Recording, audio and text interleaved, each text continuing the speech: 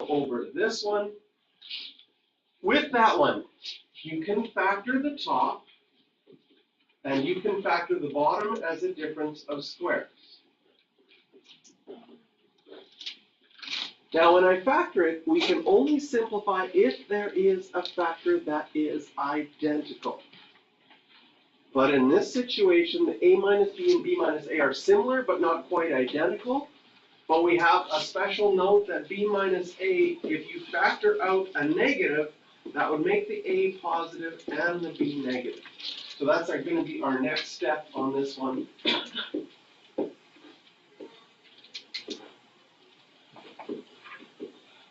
I factor out a negative, I can write that as a negative or -1, and then it becomes a minus b. Then these are identical and they would simplify. So we get a over negative b plus a, or you could, you have options here. Where are you going to put that negative? You could write this as, I like putting the negative on top, or you could put a negative out in front, or you could keep that negative on the bottom and even distribute it if you like. When you have a negative in a fraction, you could have it in any one of those places. If there's a common factor, though, we need to simplify.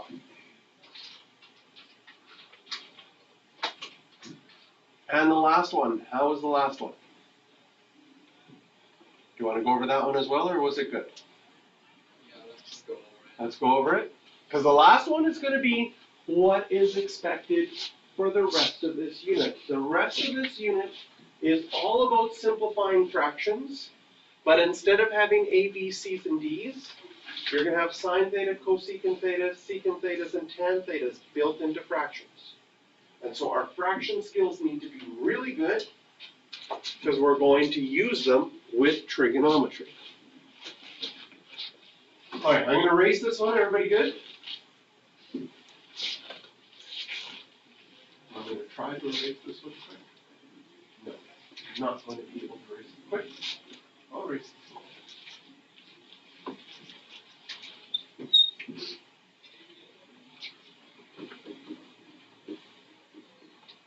Fractions inside of fractions.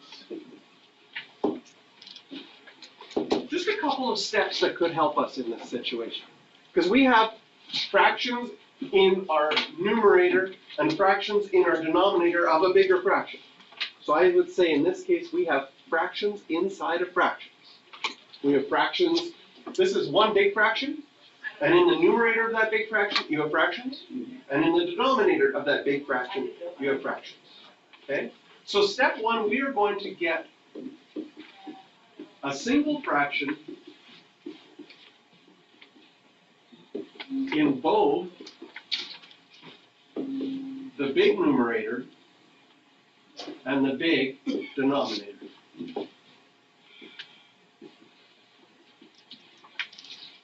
So in my big numerator, if I'm adding these together, I would need a common denominator. So I'm going to multiply the a by b over b and this fraction by c over c to get a common denominator of bc, and then I would have ab plus c, and that would get a single fraction in my numerator. In my denominator I have fractions, this is b over 1, and in order to add fractions we need a common denominator.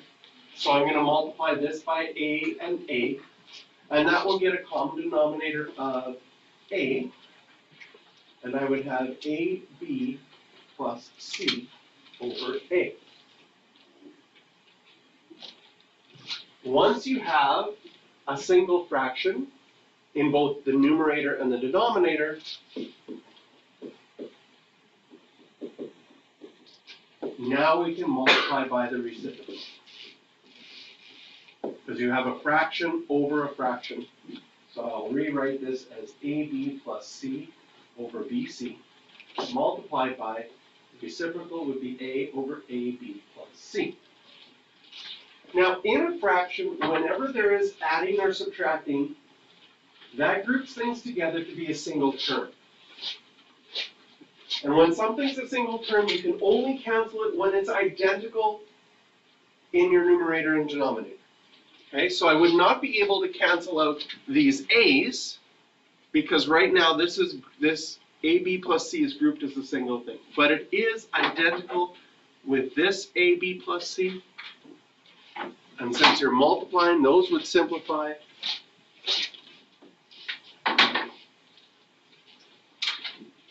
Nope, sorry.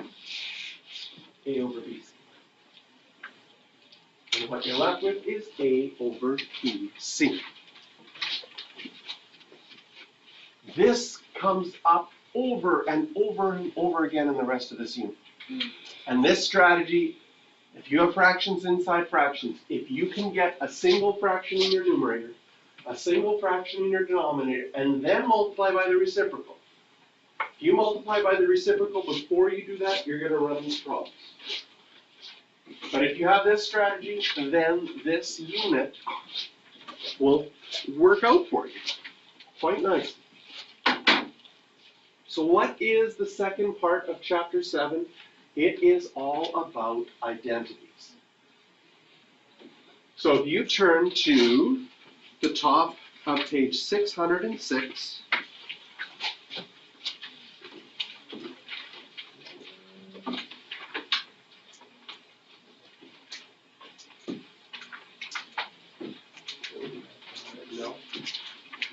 there it is. That's what I'm looking for. We can highlight this definition.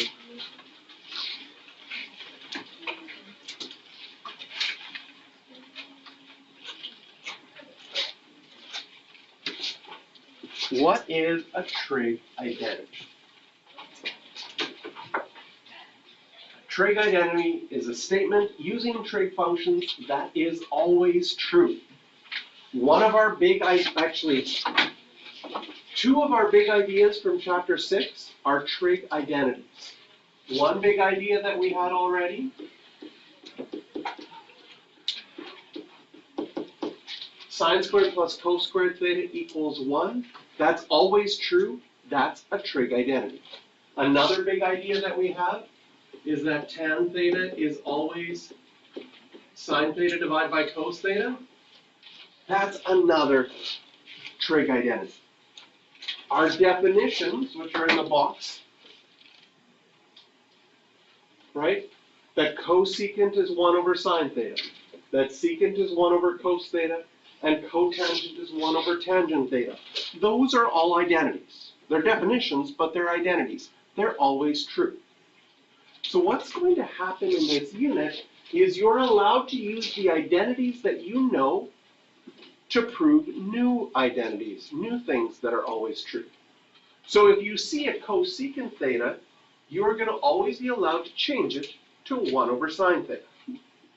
And vice versa, if you wanted to, if you see a sine theta, you could change it to a 1 over cosecant theta.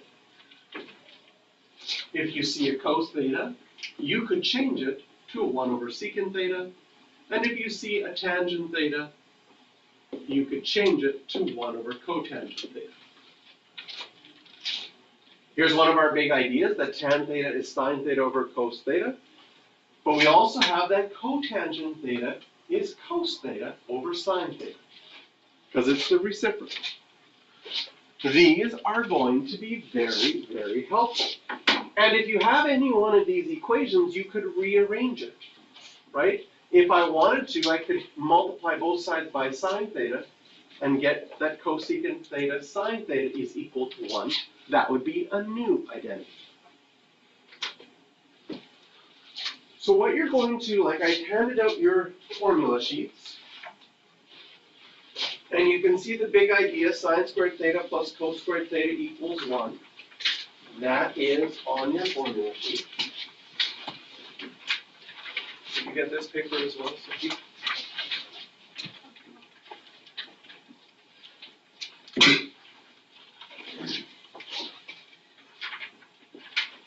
And actually, the rest of the first column is all identities that you're going to learn in the rest of this unit. And these are tools you can use along with the reciprocal identities that you have here. here. And we use those tools for proofs. So I'm going to show you what that looks like. On the paper that I handed out,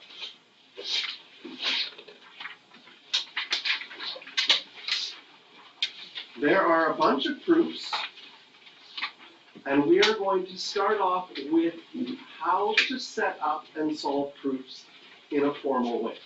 So we're going to start with number 5.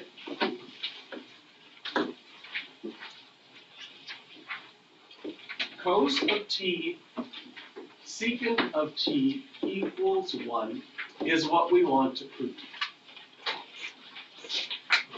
So for this, what I'm going to do is I have extra loose leaf. If you don't have, if you have your own loose leaf, great. If not, then I'll start a bundle on this side.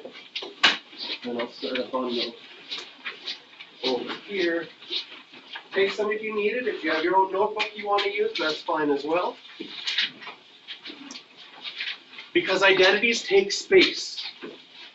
And if you try to do them too condensed, it just ends up getting errors, and then it takes more space because you have to start it all over again.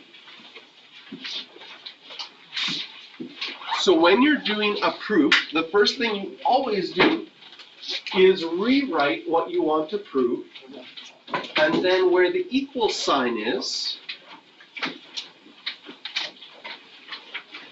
we will draw a line.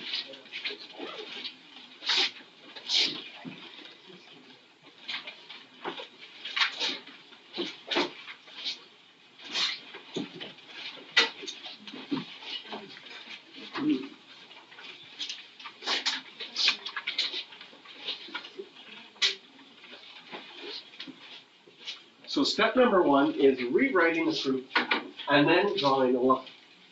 Then your job is to make the left side of that line equal to the right side of the line, but you're never allowed to move things from one side to another. It's not like an equation. So an equation you can move from one side to the other. In a proof, you're only allowed to work on each side separately. And your job is to use the identities you already know to make both sides exactly the same. So for example,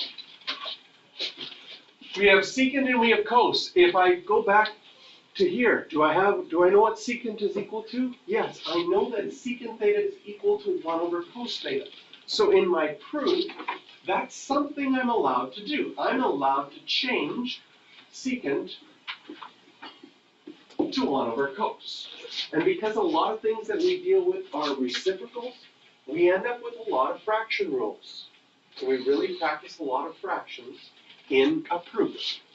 In fact, I can make cos a fraction by making it cos t over 1. Now if I have cos t over 1 multiplied by 1 over cos t, can you see that the cos t's would simplify? They would go away, and I would end up with just 1. This is the goal of the proof. Now the left side and the right side are the same thing. So the final part of the proof is we have to make a statement saying that we recognize that. So we put the following. Therefore, the left side is equal to the right side. You notice that you made both of them the same. You have completed your proof. In a lot of mathematical proofs, you will see the following abbreviation. Mr. Gentile, Hello? can we get your attendance, please? Oh, I thought I submitted it. Thank you. Yeah. I just hadn't hit submit. So what was that 3 dots again? Yeah, the 3 dots mean therefore the left side equals the right side. At the end of a mathematical proof, in a lot of textbooks, you will see QED. It is a Latin abbreviation. My Latin's not very good, but it's like quod erat demonstratum, which basically means what has been asked for has been demonstrated. And then I have my own little, I always end with a little box and I add some shading. You can have your own little symbols, like finished a proof. Add something in. What's that? Can I write? Sorry. Like what this means? Maybe, but my Latin, it's like quad. I don't know if it's an A. Erat demonstratum. Something like that. Now that's Latin. It means and so this is optional, but it's kind of fun to add that what has been asked for has been demonstrated. Now I want to really look up the spelling on Google, but I won't. What's that? No, you have to put the left side equals right side. You don't have to put this, but this is fun. This is more, gets you more formal math proof. They won't take off marks, but if you don't make a statement that you made them the same, and if you don't make them the same, then you will be losing marks. So I'm going to go on and let's do number 9 together. And this page, they get harder and harder and harder as we go along.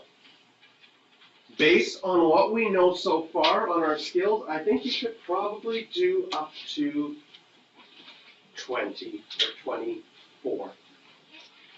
But we'll see how they go. Number 9. We have cos y, cosecant y equals, so we want to prove, always rewrite it, cotangent y.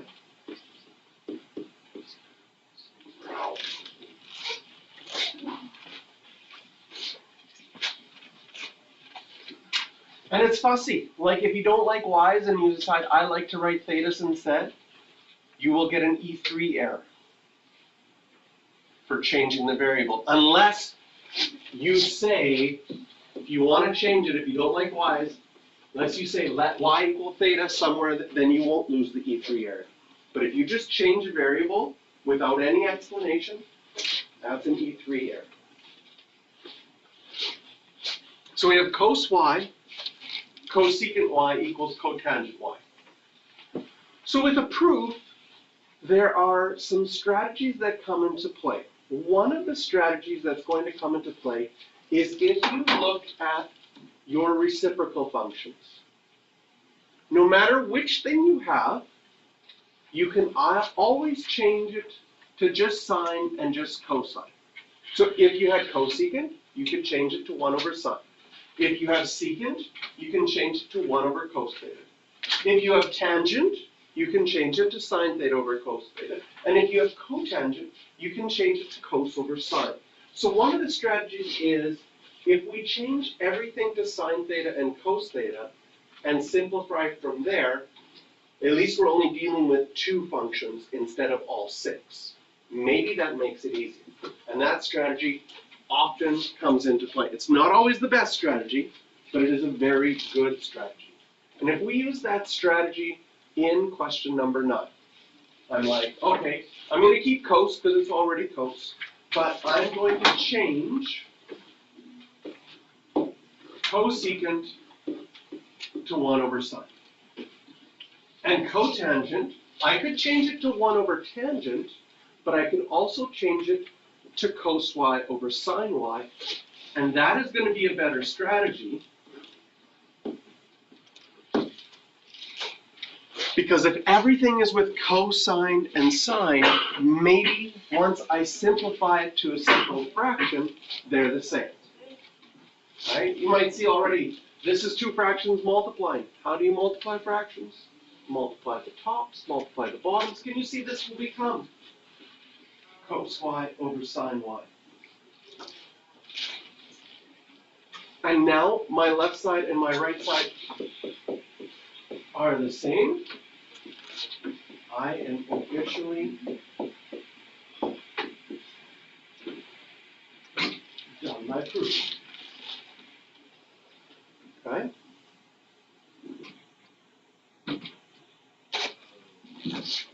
So you're allowed to, and there's not necessarily just one way to get a proof to work, but your goal is to manipulate sides until they're identical.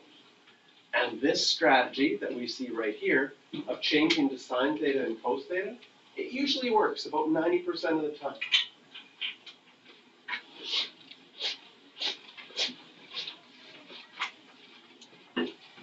Let's do number 12.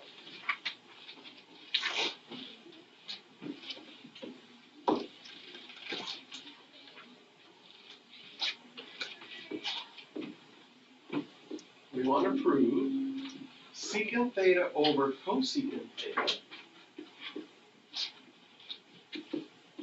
equals 10. Again, rewrite the question, draw a line splitting on both sides.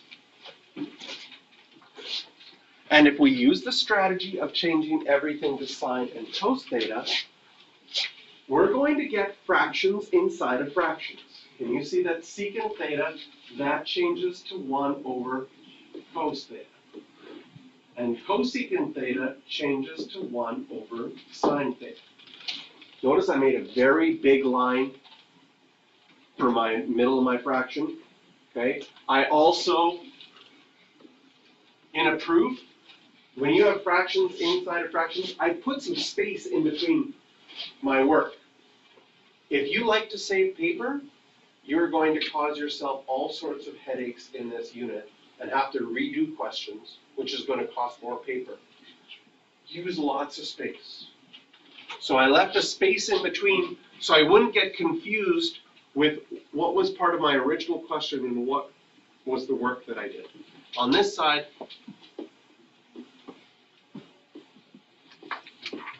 so I change everything to sine theta and cos theta.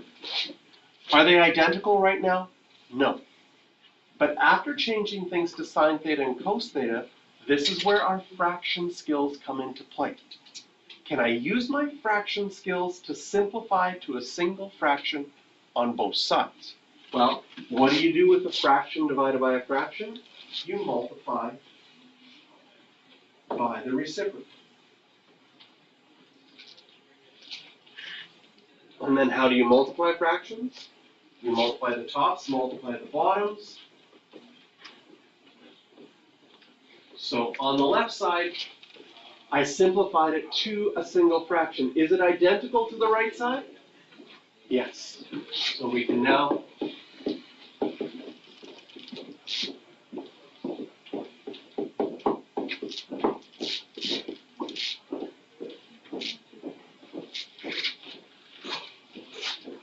officially be done this proof.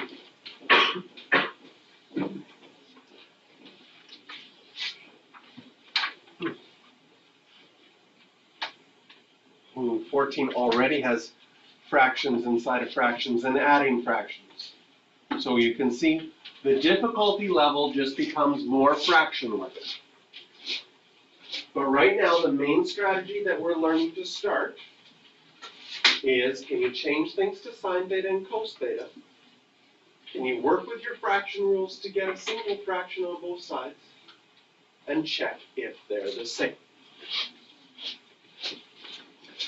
So with that, let's go to example 1 on page 607.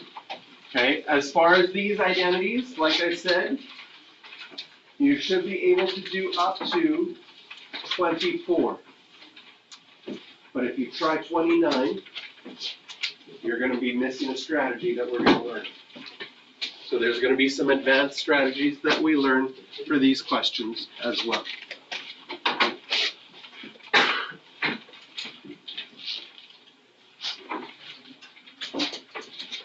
For question number 1, we're going to learn the difference between verify and prove. Okay? The prove word is super powerful. If you prove an identity, You technically never have to verify, because it means it works for every single angle that's possible. Proof is very powerful. Verify just says you checked one number and that number worked, but you didn't check everything. They look almost identical in how you do them. So if I got you in A to verify, you still split up a left side and a right side with a line. But you plug in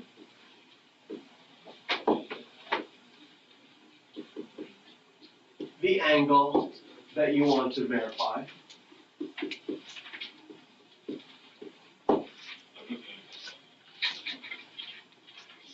And you simplify from there. From your pie plate, let's do the cos one because it's the easiest. What is cos of 30 degrees? Is it 1/2 or √3/2?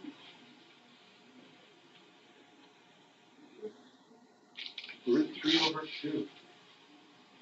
And if cos of 30 degrees is √3/2, are you okay that secant of 30 degrees will be 2/√3? And so now on this side,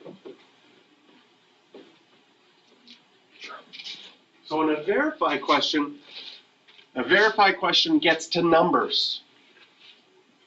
The trig goes away because you can evaluate it with your unit circle. And now we just have to say, are those numbers the same on both sides? And it uses the same fraction skills. Can you get this to a single fraction or can you get them to match up? Okay, personally, and this one I might distribute right away. You can use all of your algebra skills from the past in whatever order as long as you're not breaking rules. And this will be the hardest thing because some of you will like to break rules lots. If it's not a math rule, you're not allowed to do it. So that's going to be something that's going to come up a fair bit. You guys are going to make up rules. I'll be like, nah. Are you allowed to distribute numbers? Yes. So if I distribute this times this, I'm going to get 2/√3. And if I distribute this times this, I have a fraction times a fraction. Can you see that that would be 2√3/2√3? Are you okay if I just write that as 1? Are they identical right now? Yes. So we can finish our verification. We have demonstrated what was asked for. That's a verify question. At the end of verifying, I know that that equation works only for 30 degrees. So it's not very powerful. In fact, I often get you in the homework to skip the verification. Because if you prove it, you proved it for 30 degrees. You don't even have to verify. You proved it for 45 degrees, for 60 degrees, for 21 degrees, even things not on your pie plate. So the proof is much more powerful. So again, how do we prove? We rewrite what we want to prove.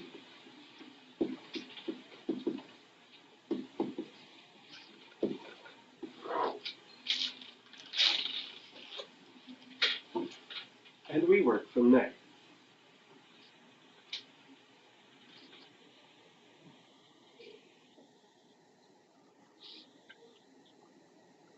I'm going to prove this in a couple of different ways, just to show you that there's more than one way, depending, as long as you're not making up math rules, you can do things in different orders. Okay? The important thing in a proof is that you're trying something. Okay? If you say that you're stuck, then I would say, well, try something. And if you say that you're stuck and you haven't tried the most basic strategy, and that's the very first one I'm going to do in this one, the most basic strategy is change everything to sine and cosine and get a single fraction on both sides and see what happens. So if I did the basic strategy, the first thing I would do is I'd change secant to 1/cos theta. This would be 1 plus cos theta all over 1. I can make that a fraction as well. On this side, I'd have 1 plus 1 over cos theta.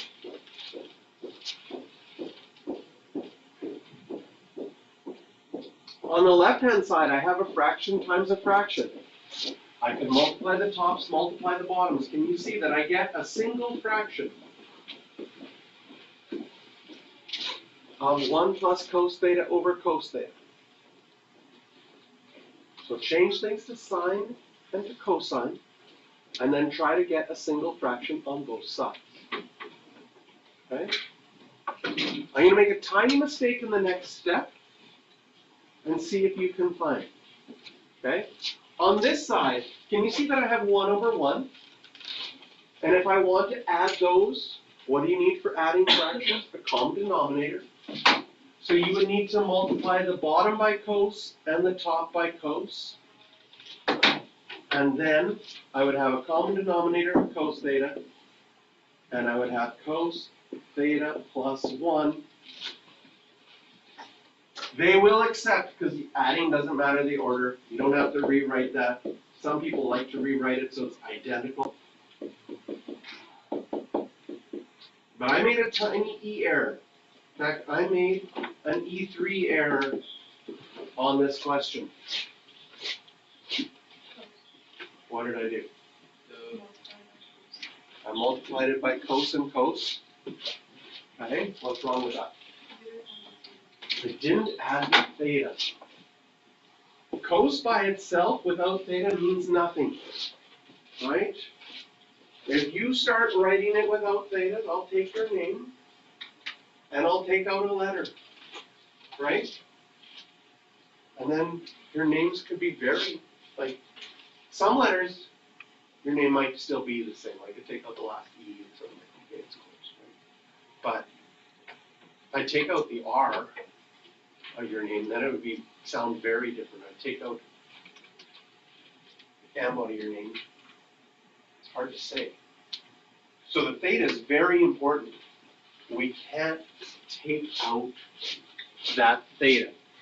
And in proofs, on the provincial exam, they say, look through the whole thing.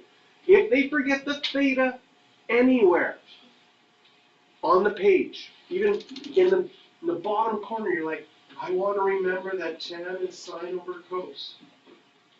You do this, you get in, this is tiny in the bottom corner of your whole page. They're like, oh, have to take off an E3 error. Because this is true if there's thetas or x's.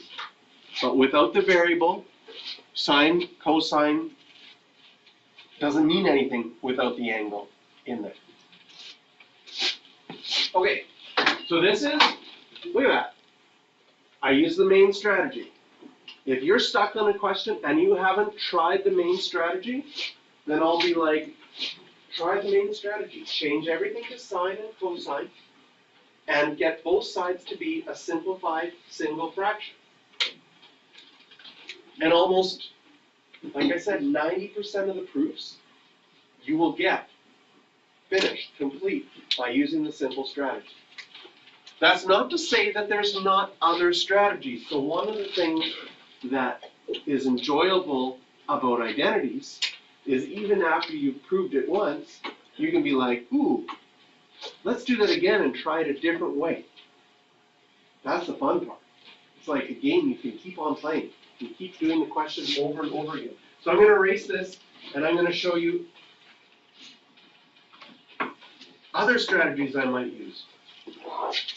I mean, I might be like, oh, before I change it to sine and cosine, maybe I want to distribute first. If I distribute first, I would have secant theta plus cos theta secant theta.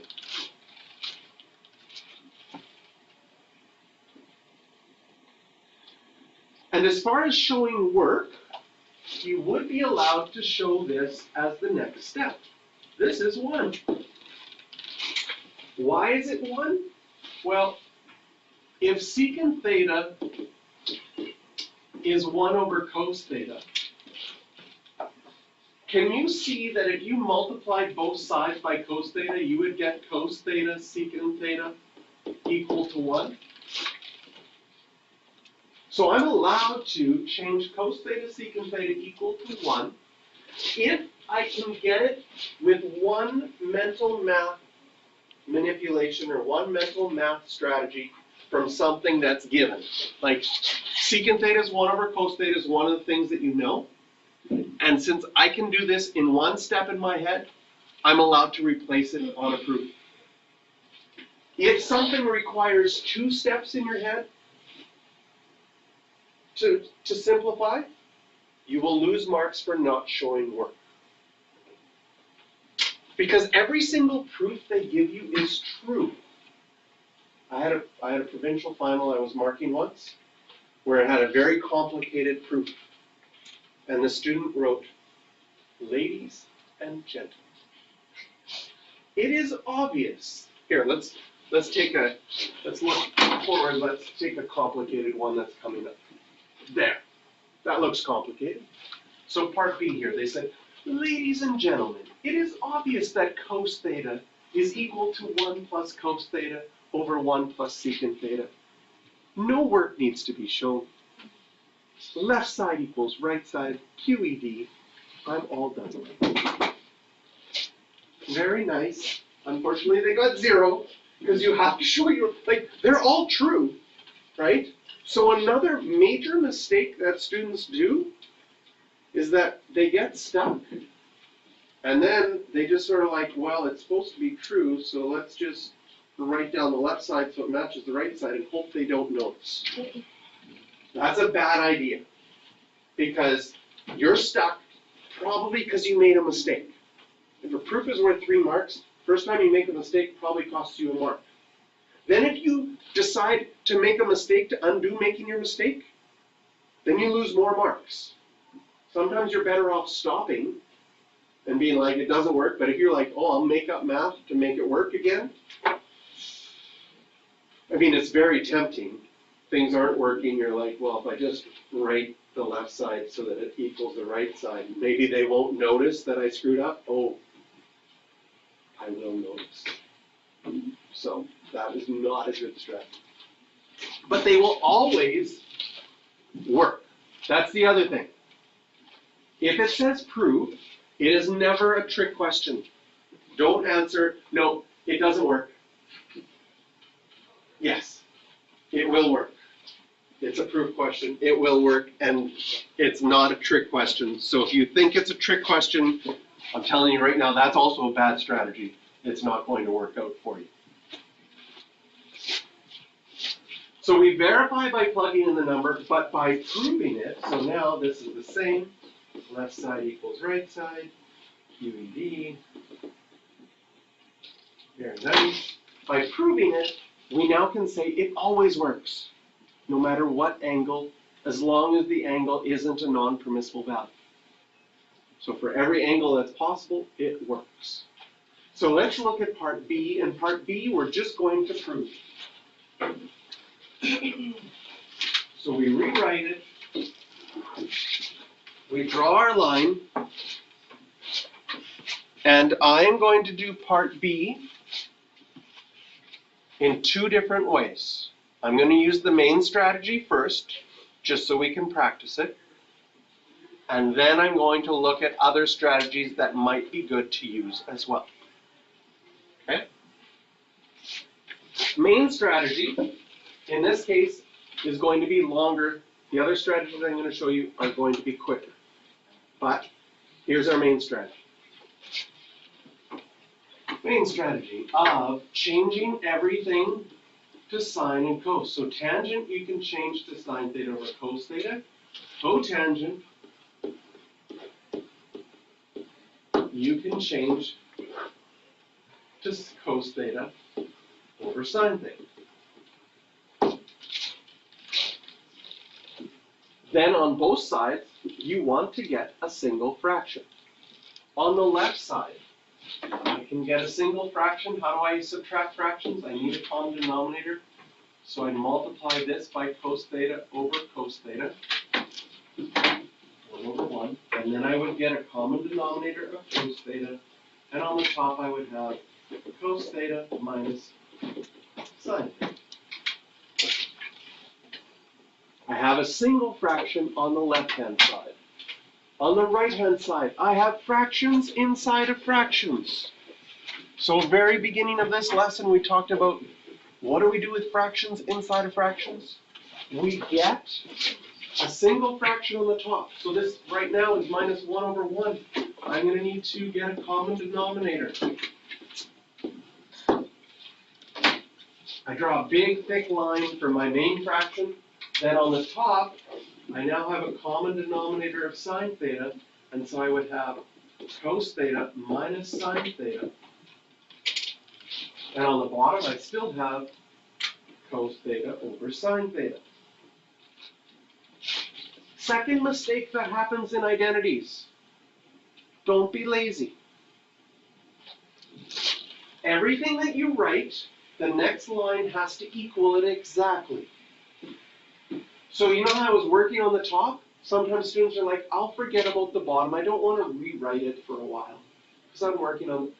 You're going to lose marks if the next line underneath it doesn't match up perfectly and equal the line above it. Now I have a fraction over a fraction. So I multiply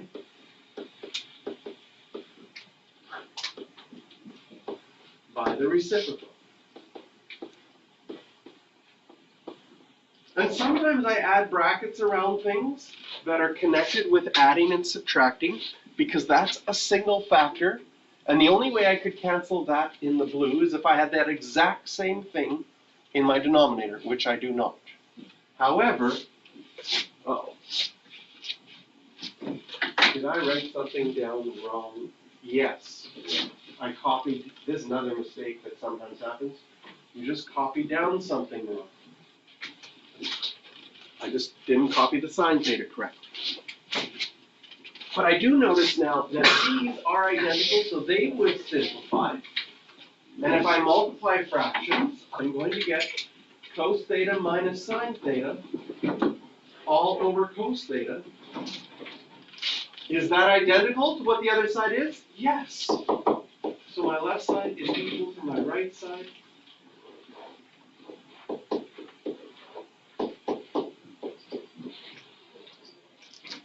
And I'm all done. Can you go for a second? Can you go what? Go Up here? Here, how about this? So we can see the whole thing. Mm-hmm.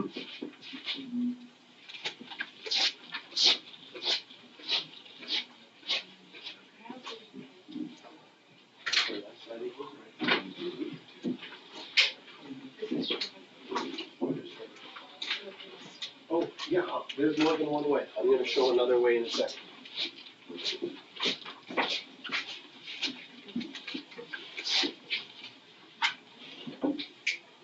Okay, good. So, changing to sine and cos, very good strategy. But for this one, there are other strategies as well. Another really good strategy is if you can change the left side and the right side to have the same trig function, it can often be shorter. So for example, I could change my cotangents to tangent by changing each of these to 1 over tan. Or I could change my tangent to 1 over cotangent.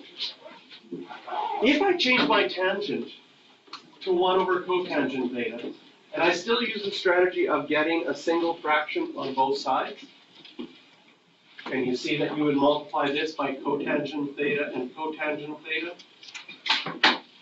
and then I would get a common denominator of cotangent theta, and here I would have cotangent theta minus 1. And you're done already. See how much shorter that was?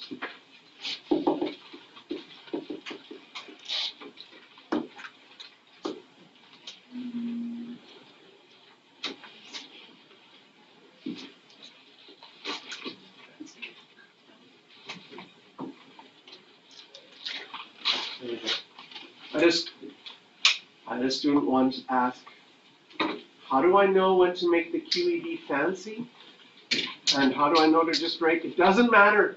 I'm just having fun. This part is the fun part. Doesn't have to be fancy. But isn't that was quicker, right? So this is another strategy. If you get things the same, maybe it's quicker. So try the sine and the cosine strategy and then try the other one.